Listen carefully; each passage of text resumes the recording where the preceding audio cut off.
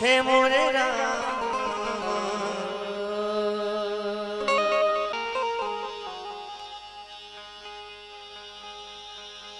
नाहर के नख में बसे दंते बसे भुजंग बिच्छू के पोछी बसे बिरहन के सब कहते हैं और एक तो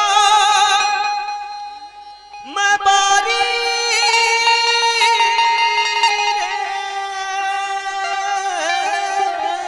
भोरी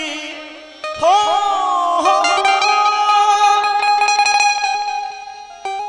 एक तो मैं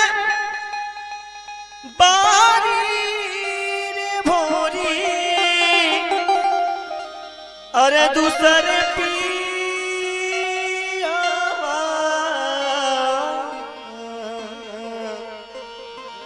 गइल रे चोरी अरे सखिया रे हे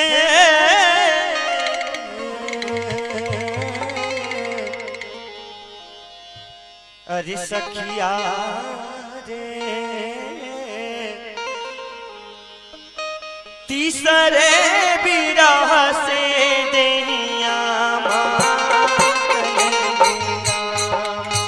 अरे सखिया रे तीसरे बिरह से राम अरे सखिया रे तीसरे बिरह से देहिया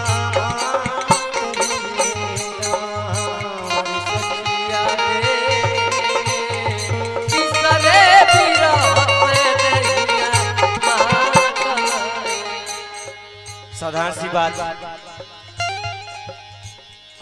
बचपना कोई विरह नहीं होता लेकिन बचपना और किशोरा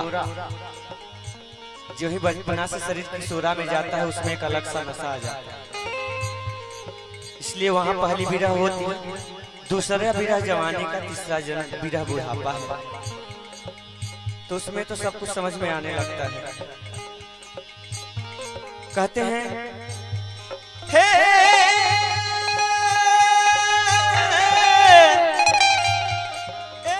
हो फूल लोढ़े गईली बारी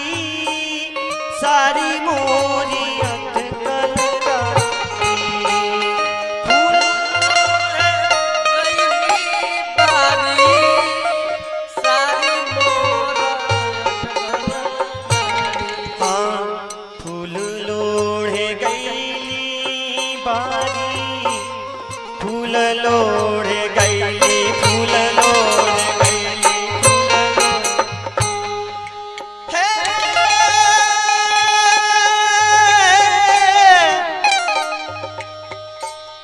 फूल लोढ़े गईली बारी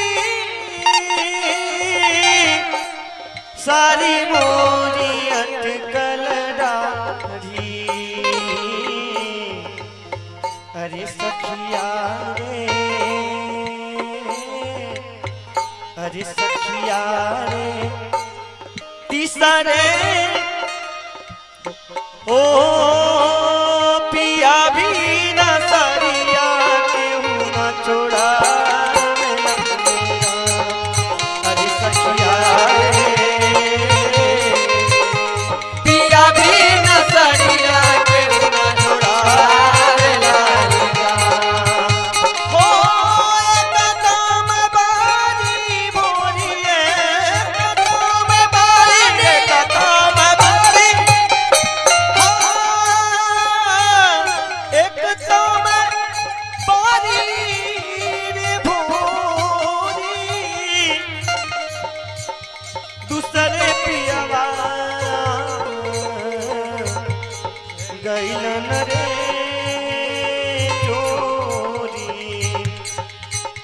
सखिया रे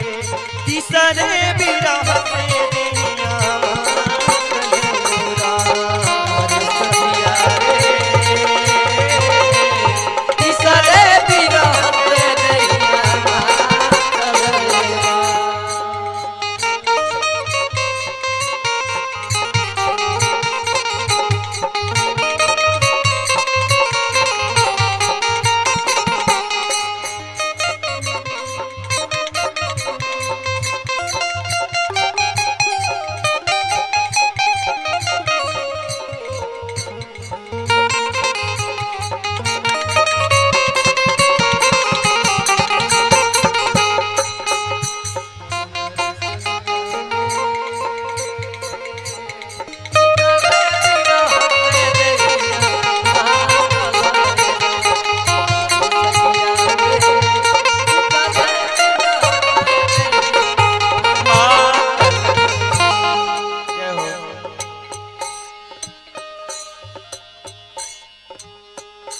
कहते हैं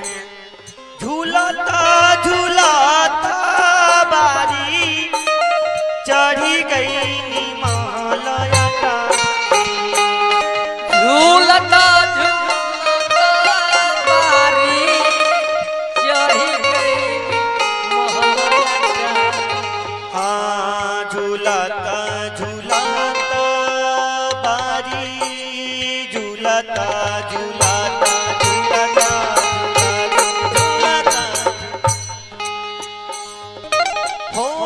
झूलाता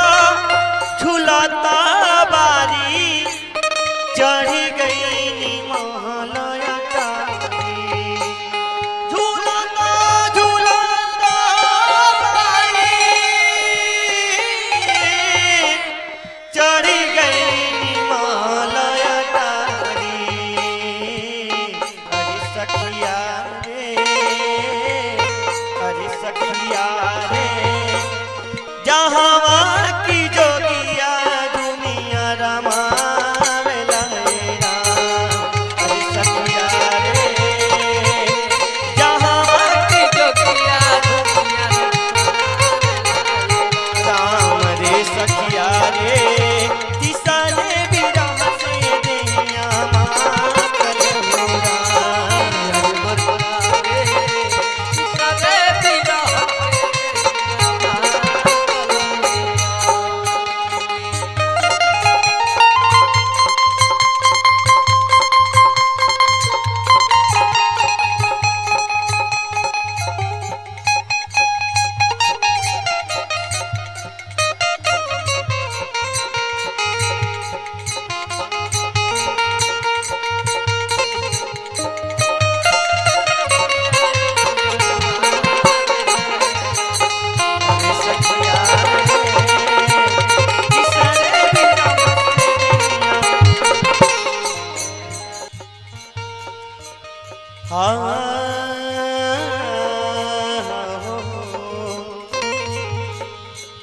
हो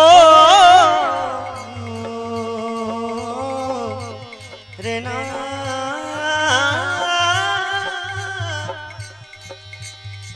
हेरी सखिया एक तम बारी भोरी दूसरे पियवा गईलन रे चोरी। हे अरे सखिया रे तीसरे बिरह से देहिया मातलूरा। सखिया रे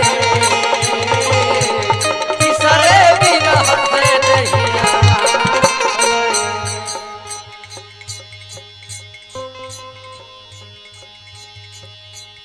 हो जौना रे मंदिरवा में अति सुख पवनी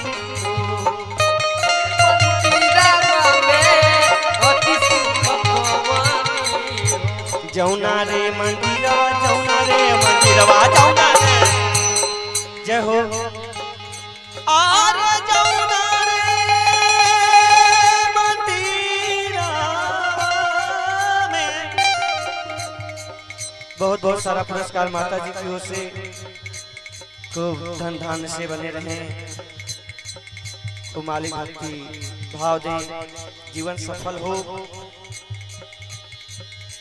जौना रे मंदिरवा में अति सुख पवनी हो, अरे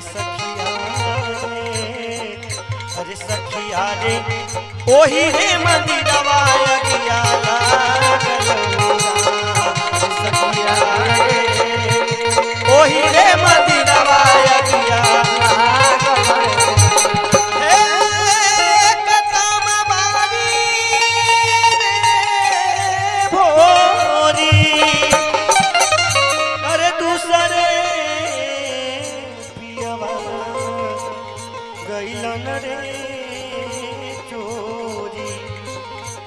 सखिया रे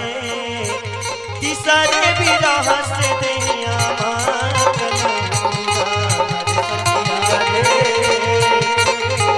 तीसरे बिरह से